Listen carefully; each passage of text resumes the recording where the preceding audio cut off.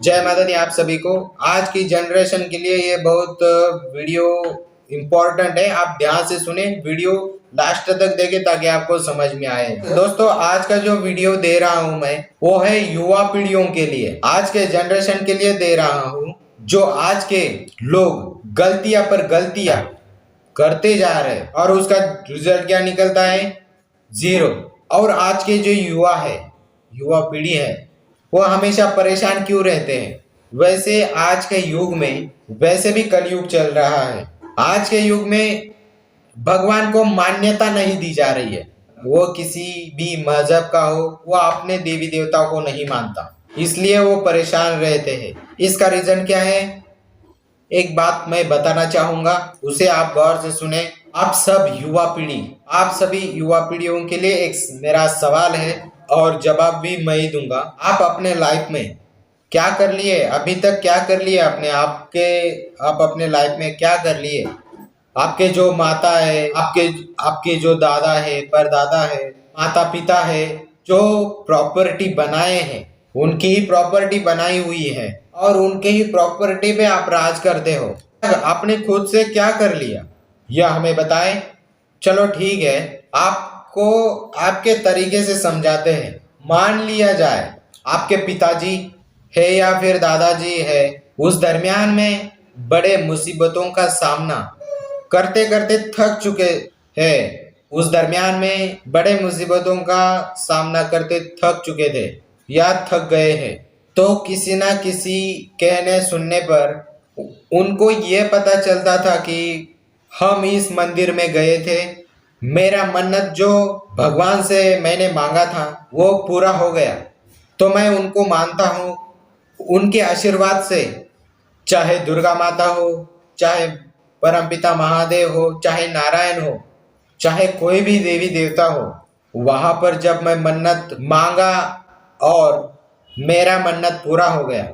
मैं हर साल भैया वहां पर जाता हूँ और ओटी भरता हूँ। वहां का जो हर साल का विधि है, जो विधि विधान है, वो मैं करता हूँ। जो हर साल का जो विधि विधान है पूजा का, वो मैं करता हूँ। घर में उनके नाम से धूप दीप अगरबत्ती जलाता हूँ। उनके आशीर्वाद से मैं सही हूँ और मेरा परिवार सही है और घर में पैसों का बरकत आना स्टार्ट हो गई है। अब उनकी बातें सुनकर आपके जो दादा है, परदादा है, पिताजी है, दादाजी के दादाजी है, अब उनकी बातें सुनकर जो आपके जो दादा, पिताजी के दादा, दादा पिताजी के दादा के दादाजी, उनके पिताजी, वह सब सुनकर उन्होंने भी मन्नत मांगना स्टार्ट कर दिया। चाहे दुर्गा मैया का हो, चाहे किसी भी देवी देवता का, उन्होंने मन्नत मांगना स्टार्ट कर दिया कि अगर मेरा ये काम हो जाएगा, हे माता, हे नारायण, तो मैं आपके दर्शन के लिए जरूर आऊंगा। जब वो मन्नत मांगता है और कुछ ही दिनों में मन्नत पूरी हो जाती है, तो वो उसके ऊपर बिलीव कर लेता है, विश्वास कर लेता है, भरोसा कर लेता है और वो उनके स्थान पर निकल जाता है।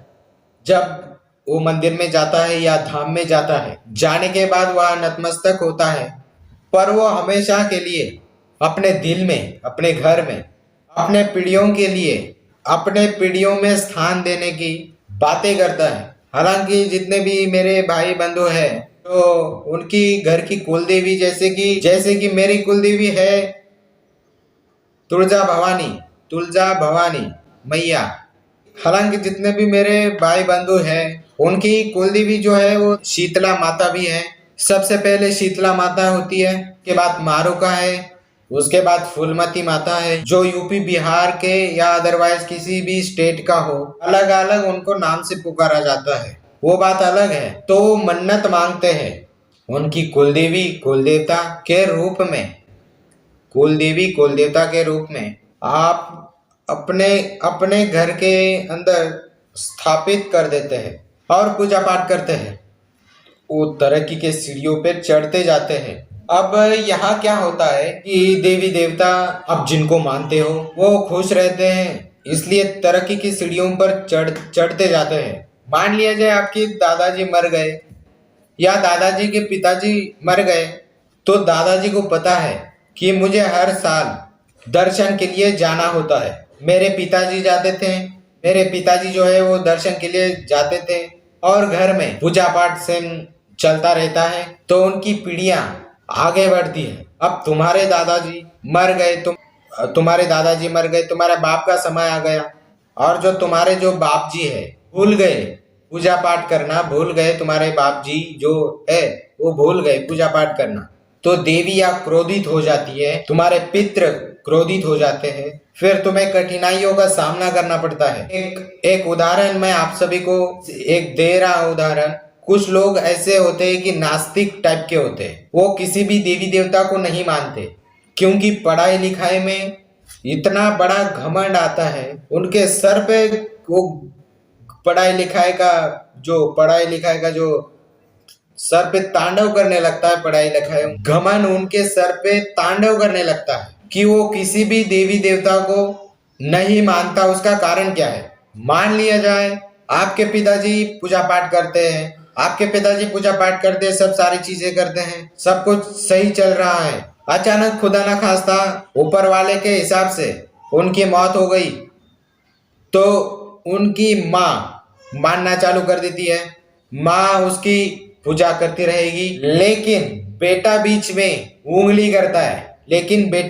उंगली करता है। अरे वो माँ को क्या बोलता है, अरे ये सब नाटकबाजी तुम लोग क्यों करते हो, तुम लोग क्या नौटंकी करते हो, ये सब कुछ नहीं होता है, ऐसा वो लड़का माँ को बोलता है। देवी देवता और कुछ टाइम के बाद माँ भी भगवती को प्यारी हो जाती है। उसके बाद जो पीढ़ियां होती है इस बात को मानने से इनकार कर देते हैं। ऐसे काफी केसेस मेरे पास आए हुए हैं और मैं जब उन पे बात करता हूँ तो समझ में आता है बेटा ये कुछ तो गड़बड़ करके रखा है इन्होंने।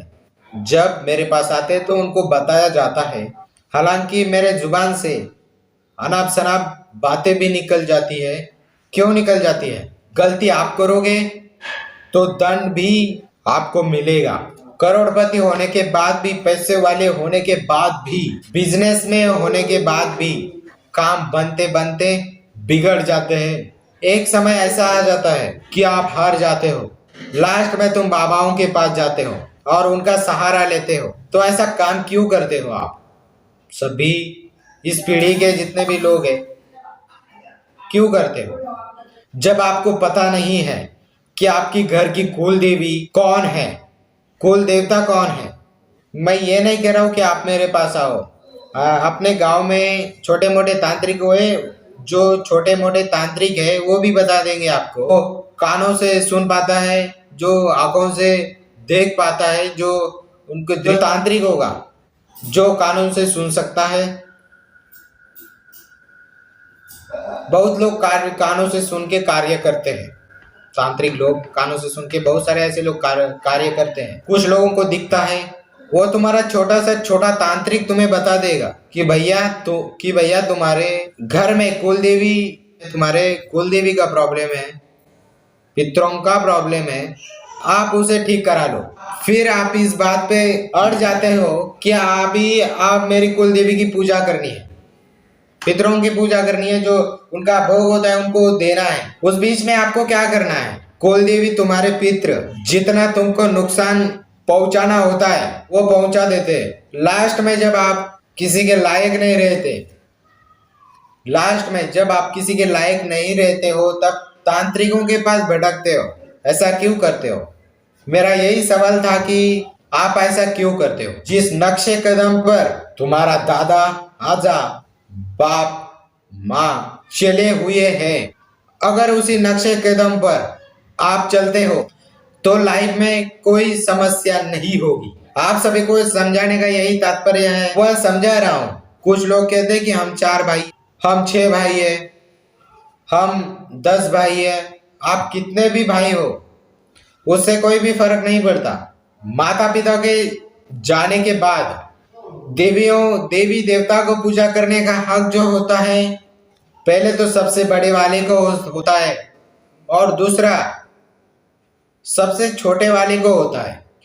अगर इन दोनों ने अपनी जिम्मेदारी निभा लिया, अपने कुल देवी देवताओं का मान सम्मान देते रहे, तो तुम्हारे धन दौलत ऐसे ही बने रहेंगे, अन्यथा आप रोड पे आ जाओगे। और आप इस दरमियान में आप 10 भाई हो, 6 भाई हो, पांच भाई हो, इसमें हमें अपने को कोई फर्क नहीं पड़ता। बीच के लोग जो नाटक करना चालू करते हैं तो देवियां उनके ऊपर सवार हो जाती है, उनका बिजनेस टाई फिश हो जाता है। उदाहरण के लिए मैं आप सभी को बताना चाहूंगा, आपने बिजनेस में देखा ही होगा और सुना भी होगा, अनिल अंबानी, मुकेश अंबानी, धीरू भाई अंबानी, इनका नाम आपने सुना होगा। इस नक्शे कदम पर धीरू भाई अंबानी चलते थे, उसी नक्शे कदम पर चलने वाले ये दोनों भाई हैं। कोई भी महोत्सव होता है इनके यहाँ या कोई भी प्रोग्राम होता है तो पहले गणेश जी को, माता शेरावाली को पहले वो सम्मान देते हैं, उसके बाद आगे का कार्य करते हैं। तो इनसे बड़े बिजनेसमैन आप तो नहीं हो, अगर हो तो बताएं। हमारे प्रधानमंत्री जब तक नहा धोकर पूजा पाठ ध्यान आदि कर नहीं लेते तब तक वो अपने स्थान से बाहर नहीं निकलते, कोई भी कार्य नहीं करते। तो आप इन सभी से बड़े हो, ये आपको तय करना है। आप सभी वीडियो देख रहे हैं तो एक माइंड में आप बसा लीजिए। काफी लोगों का सवाल होगा, हमने तो हमने बनाया, तो तुमने देवी देवताओं का सम्मान करते हुए और कुछ पिछले जन्म के पुण्य की वजह से बनाया, अन्यथा तुम्हारी बनाने की इतनी भी औकात नहीं है। ये वीडियो आज के युवा पीढ़ियों के लिए है। तो देवी देवताओं पितरों को, कुल देवी देवताओं को नहीं मानते, इसलिए वो परेशान रहते हैं और लास्ट में परेशान होकर भिखारी जैसी जिंदगी आप बन जाती है। फिर बाद में बाबाओं के पास जाते हैं तो इनको खड़ा होने में बहुत वक्त लगता है। जब तक क्या होता है, लड़की भी भाग जाती है और लड़का भी, मतलब जो है उनके फैमिली में लड़का होगा वह मुंह मोड़ लेता है, बहुत सारी चीजें बिगड़ जाती है। लास्ट में आप फिर से बनाने की कोशिश करते हैं और इसे बनाने के लिए बहुत टाइम लगता है, बिगाड़ने में 1 सेकंड भी नहीं लगता, पर बनाने में अपनी पूरी जिंदगी जाती है। तो आप सभी से रिक्वेस्ट है कि आपके घर के अंदर जो कुल देवी है, कुल देवता है, जो पितृ है, उनका सम्मान करें।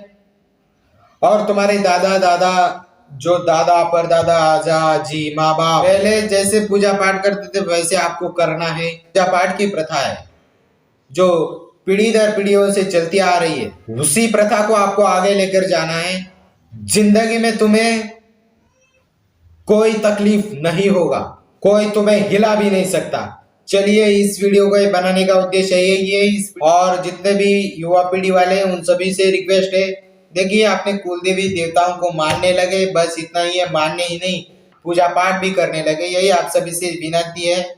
और वीडियो पसंद आता है तो लाइक शेयर सब्सक्राइब करें, ये ज्यादा से ज्यादा लोगों तक शेयर करें वीडियो।